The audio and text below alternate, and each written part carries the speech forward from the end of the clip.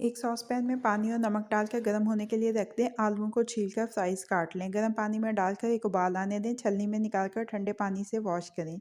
Kitchen towel पर निकालकर खुश्क कर लें। एयर टाइट बॉक्स में डालकर 6 से 8 घंटे के लिए फ्रीजर में रख दें। गर्म तेल में गोल्डन फ्राई करें और किचन टॉवल पर निकाल लें।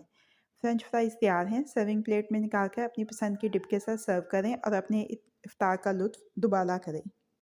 आलुओं को छीलकर फ्राइज़ काट लें। ठंडे पानी में डालकर 20 मिनट के लिए रख दें। 20 मिनट के बाद निकालकर 10 मिनट के लिए गर्म पानी में डालकर रखें। किचन टॉवल पर निकालकर खुश्क कर लें।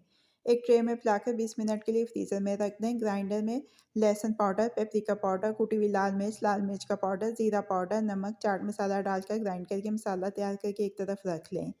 फ्राइज़ को गर्म तेल में हाफ फ्राई करके किचन टॉवल पर निकाल लें। 5 मिनट के बाद दोबारा गर्म तेल में डालें और सुनहरा और क्रिस्पी होने तक फ्राई कर लें। किचन टॉवल पर निकाल लें। तैयार मसाला, नींबू का रस, सब्ज़ धनिया डालकर मिक्स करें। चटपटे और क्रिस्पी मसाला फ्रेंच फ्राइज़ आपके इफ्तार के दस्तरखान का हिस्सा बनने के लिए तैयार हैं। सर्विंग प्लेट में निकाल लें और अपनी पसंद की डिप के साथ सर्व करें।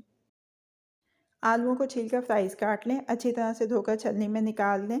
पानी निकल जाए तो एक बड़े प्याले में डालें। इसमें नींबू का रस, लहसुन अदरक का पेस्ट और सब्ज़ मिर्चों का पेस्ट डालकर मिक्स कर लें।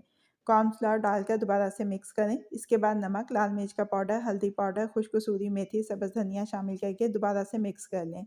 गरम तेल में हाफ फ्राई करके स्टील की जाली पर निकाल कर ठंडा कर लें।